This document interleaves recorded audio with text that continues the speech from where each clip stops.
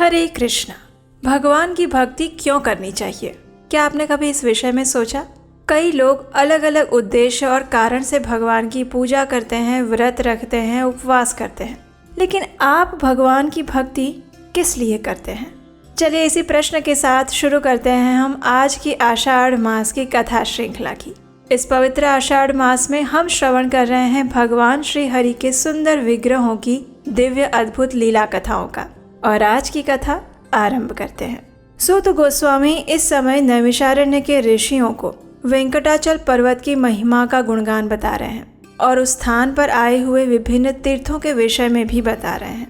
इसी विषय में कथा कहते हुए सूत गोस्वामी आगे कहते हैं, वेंकटाचल पर आगे चढ़ने के पूर्व उस पुण्यवर्धक पर्वत की सबसे पहले तो प्रार्थना करनी चाहिए और प्रार्थना करते हुए इस प्रकार कहना चाहिए, हे स्वर्णाचल, हे महापुण्यमय, सर्वदेव सेवित, हे गिरिश्रेष्ठ, ब्रह्मा आदि देवता भी जिनकी श्रद्धा पूर्वक सेवा करते हैं, उन्हीं आपके ऊपर मैं अपने दोनों पैरों से चलूंगा। मुझ पाप चेता पुरुष के इस पाप को आज आप कृपा पूर्वक क्षमा कर दीजिएगा। आपके शिखर पर निवास करने वाले भगवान लक्ष्मीपति का आप मुझे दर्शन करवाइएगा। इस प्रकार सबसे पहले पर्वत की प्रार्थना करनी चाहिए और उसके बाद मनुष्य उस पर धीरे धीरे चल सकता है। ऊपर पहुंचकर सभी पापों का नाश करने वाले परम पुण्यमय स्वामी पुष्करणी तीर्थ में नियम पूर्वक स्नान करें। उसके बाद पितरों को पिंडदान करें और ऐसा करने से स्वर्गवासी पितृ मोक्ष को प्राप्त होते हैं और नर्कवासी पितृ स्वर्ग में चले जाते हैं। उसके बाद उस पर्वत के ऊपर जो सभी तीर्थों में श्रेष्ठ और पवित्र पाप विनाशन नामक तीर्थ है, जिसके स्मरण मात्र से मनुष्य फिर गर्भ में प्रवेश नहीं करता, उसके पास जाकर उसमें स्नान करना चाहिए। ये पाप विनाशन तीर्थ स्वामी तीर्थ से उत्तर दिशा में है। वहाँ स्नान करने से मनुष्य वैकुंठ धाम को प्राप्त करता है और इस विषय में एक सुंदर पौराणिक कथा आती है। अब उसका श्रवण करते हैं। पूर्व काल में भद्रमती नामक एक श्रेष्ठ ब्राह्मण थे। वे वेद और वेदांगों के पारंगत पंडित थे, लेकिन वे बड़े दरिद्र थे।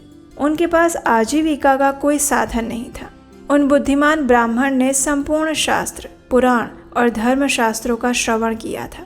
उनकी 6 पत्नियां थीं, कृता, सिंधु, यशोवती, कामिनी, मालिनी और शोभा। उनके गर्भ से ब्राह्मण ने 200 पुत्र उत्पन्न किए थे और वे सभी पुत्र आदि भूख से पीड़ित हो रहे थे।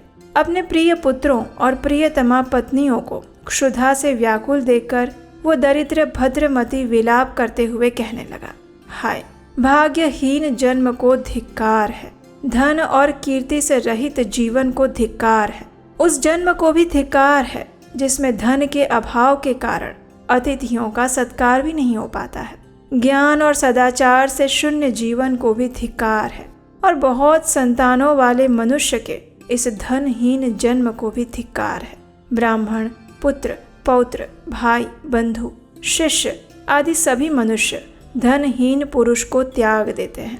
जो धनवान है वो निर्दयी हो या फिर दयावान, गुणहीन हो या फिर गुणवान, मूर्ख हो या पंडित, सभी धर्मों से युक्त हो या धर्महीन, लेकिन अगर वो ऐश्वर्य के गुण से युक्त होता है तो वो पूजने योग्य हो जाता है। ओह, दरिद्रता बड़ा भारी दुख है। उसमें भी आशा तो अत्यंत दुखदायिनी है। आशा के वशीभूत होकर मनुष्य क्षण क्षण में दुख भोगते हैं। जो आशा के दास हैं वे समस्त संसार के दास हैं और जिन्होंने आशा को अपनी दासी बना लिया है उनके लिए ये संपूर्ण जगत दास के तुल्य है। अहो, दरिद्रता कितना बड़ा दुख है, महान दुख, महान दुख। उसमें भी पुत्र और पत्नियों का अधिक होना तो और भी बहुत दुखदायी है। इस प्रकार उद्गार प्रकट करते हुए सभी शास्त्रों के अर्थ ज्ञान में पारंगत उस विद्वान भद्रमती ब्राह्मण मन ही मन ऐसे धर्म का विचार करने लगे जो ऐश्वर्य प्रदान करने वाला हो। उस समय उनकी स्त्रियों में से जो कामिनी नाम की पतिव्रता पत्नी थी, उसने अपने पतिदेव से कहा, हे भगवान, मेरे प्राणनाथ, मेरी एक बात सुनिए। ऋषि मुनियों से सेवित सुवर्ण मुखरी नदी के तट पर देवताओं के निवास करने योग्य परम पवित्र वेंकट पर्वत है। उसके शिखर पर सभी पापों का नाश करने वाला पावन तीर्थ है। हे महामते, आप पत्नी और पुत्रों के साथ वहां चलकर पाप नाशन तीर्थ में स्नान कीजिए। मैंने बाल्यकाल में अपने पिता के समीप नारद जी के मुख से उस तीर्थ का महात्म्य सुना था। उन्होंने कहा था कि सभी पापों का नाश करने वाले परम पवित्र वेंकटाचल पर पापनाशन नामक एक महान तीर्थ है, जो समस्त दुखों का निवारण और सब प्रकार की संपदाओं का दान करने वाला है। उसमें संकल्प पूर्वक स्नान करके अधिक ऐश्वर्य प्रदान करने वाले धर्म का मन ही मन चिंतन करना चाहिए। सभी दानों में उत्तम भूमि दान है। वो परलोक में उत्तम फल की प्राप्ति कराने वाला और समस्त मनोवांछित कामनाओं को देने वाला है। भूमि दान देकर मनुष्य अपनी सभी अभिष्ट वस्तुओं को प्राप्त करता है। नारद जी की ये बात सुनकर मेरे पिता बहुत प्रसन्न हुए। उन्होंने शेषाचल पर जाकर पापनाशन तीर्थ में स्नान करने के बाद एक श्रोत्रिय ब्राह्मण को भूमि दान दिया, जो समस्त ऐश्वर्यों को देने वाला है। उससे मेरे पिता इस संसार में सब प्रकार से सौभाग्यशाली हुए और अंत में भगवान विष्णु के परम धाम में गए। हे महाभाग, आप भी गिरिश्रेष्ठ वेंकटाचल पर चलकर संपूर्ण कामनाओं को देने वाला भूमि दान कीजिए। अग्निहोत्री श्रोत्रिय ब्राह्मण को थोड़ी सी भूमि का दान करके मनुष्य पुनरावृत्ति रहित ब्रह्म लोक में रहता है। वेंकटाचल पर्वत पर किया हुआ भूमि दान सभी पापों का नाश करने वाला है। जो ईख, गेहूं, धान और सुपारी आदि वृक्षों से युक्त पृथ्वी का दान करता है, वो साक्षात विष्णु के समान है। जीविकाहीन कुटुंबी और दरिद्र ब्राह्मण को थोड़ी सी भूमि देकर मनुष्य भगवान विष्णु के सायुज्य को प्राप्त करता है। अपनी पत्नी की ऐसी बात सुनकर और शेषाचल निवासी भगवान विष्णु का ध्यान करके भद्रमती ब्राह्मण अत्यंत संतुष्ट हुए। उन्होंने अपनी बुद्धि से परम उत्तम उस क्रीडाचल पर्वत पर जाने का निर्णय लिया। वे पूर्ण रूप से धर्मपरायण थे। अपनी पत्नी के साथ सुशाली नाम वाली नगरी में गए और सभी ऐश्वर्यों से संपन्न विप्रवर सुघोष से उन्होंने 5 हाथ भूमि मांगी। सुघोष भी बड़े धर्मात्मा थे। उन्होंने प्रसन्न चित्त वाले उन कुटुंबी ब्राह्मण को देखकर उनका विधि पूर्वक पूजन किया और इस प्रकार कहा, हे भद्रमते, मैं कृतार्थ हो गया, आज मेरा जन्म सफल हुआ। ऐसा कहकर सुघोष ने एक मंत्र का उच्चारण किया। उसने कहा, पृथ्वी वैष्णवी पुण्या, पृथ्वी विष्णु पालिता, पृथ्वी यास्तु प्रदानेन प्रियता में जनार्दनः। अर्थात पृथ्वी भगवान विष्णु की प्रिया है। पवित्र पृथ्वी भगवान विष्णु द्वारा सुरक्षित है। पृथ्वी के दान से भगवान जनार्दन मुझ पर प्रसन्न हुई है। इस प्रकार मंत्र का उच्चारण करके भद्रमती ब्राह्मण की पूजा करके 5 हाथ पृथ्वी उन्हें दान में दे दी। उस भूमि दान के पुण्य से सुघोष भगवान विष्णु के धाम को प्राप्त हुआ, जहाँ जाकर कोई भी शोक नहीं करता। उसके बाद भद्रमती ब्राह्मण अपने पुत्रों और पत्नियों के साथ देव दानव वंदित वेंकटाचल पर गए। वहाँ स्वामी पुष्करिणी के परम पवित्र निर्मल जल में उन्होंने पत्नियों और पुत्रों के साथ संकल्प पूर्वक स्नान किया। उसके पश्चिम तट पर पृथ्वी को धारण करने वाले भगवान श्वेत वराह को नमस्कार करके वे भगवान श्री निवास के मंदिर में गए। वहाँ ब्रह्मा आदि देवताओं से पूजित भगवान श्री निवास का उन्होंने अपने पुत्र आदि के साथ दर्शन किया। भगवान को प्रणाम करके पत्नी और पुत्र सहित पापनाशन तीर्थ में आए। फिर वहाँ पर विधि पूर्वक स्नान करके धर्म आदि शुभ कर्मों का अनुष्ठान करने लगे और फिर किसी श्रोत्रिय विष्णु भक्त पुरुष को विष्णु बुद्धि से मोक्षदायक भूमि का दान दिया। जो भूमि उन्होंने सुघोष से ली थी, उसी का उन्होंने दान कर दिया।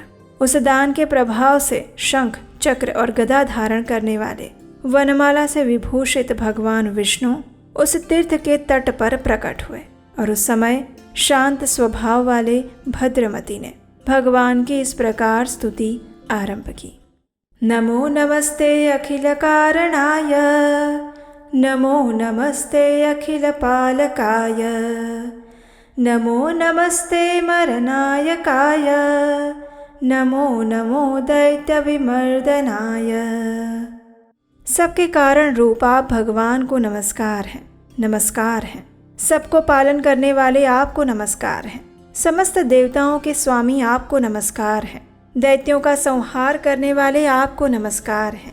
जो भक्त जनों के प्रियतम, पापों के नाशक और दुष्टों के संहारक हैं, उन जगदीश्वर को बार बार नमस्कार है। जिन्होंने किसी विशेष हेतु से वामन रूप धारण किया, जो नार स्वरूप जल में निवास करने के कारण नारायण कहलाते हैं, जिनके विक्रम की कोई सीमा नहीं, जो शंख चक्र खड्ग और गदा धारण करते हैं। उन भगवान पुरुषोत्तम को नमस्कार है। क्षीर सिंधु में निवास करने वाले भगवान को नमस्कार है। अविनाशी लक्ष्मीपति को नमस्कार है, जिनके अनंत तेज की सूर्य आदि से भी तुलना नहीं हो सकती, जो पुण्य कर्म परायण पुरुषों को स्वतः प्राप्त होते हैं। उन कृपालु श्री हरि को बार बार नमस्कार है, जो कारण के भी कारण, शब्द आदि विषयों से रहित, अभिष्ट सुख देने वाले, भक्तों के हृदय में रमण करने वाले हैं। उन भक्तवत्सल भगवान को नमस्कार है। हिरण्याक्ष को विदीर्ण करने वाले आपको नमस्कार है। वामन रूपधारी, क्षत्रिय कुल का अंत करने वाले परशुराम रूप में आपको नमस्कार है। हे कमलाकांत, सबको सुख देने वाले, शरणागतों की पीड़ा का नाश करने वाले, आपको बारंबार नमस्कार है।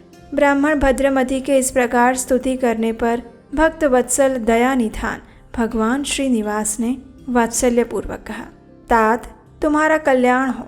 तुम्हारे इस महास्तोत्र से मैं संतुष्ट हुआ हूँ। तुम्हें संसार में पुत्र पौत्र आदि के साथ सभी भोगों से संपन्न होकर सुख भोगने के बाद अंत में मोक्ष प्राप्त करोगे। इतना कहकर भगवान विष्णु अंतर्ध्यान हो गए।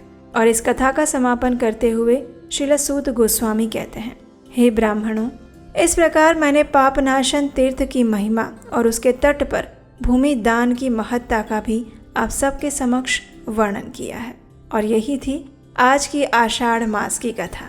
लेकिन प्रश्न अब भी वही है।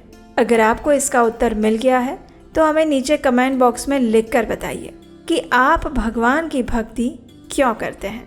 आपके जवाब पढ़ना हमें अच्छा लगेगा। और अगर आज की कथा अच्छी लगी है तो उसे लाइक कीजिए, चैनल को सब्सक्राइब कीजिए और सभी को शेयर कर दीजिए। और हम आपसे मिलेंगे एक नए विचार के साथ, एक नई कथा के साथ कल प्रातःकाल। हरे कृष्ण।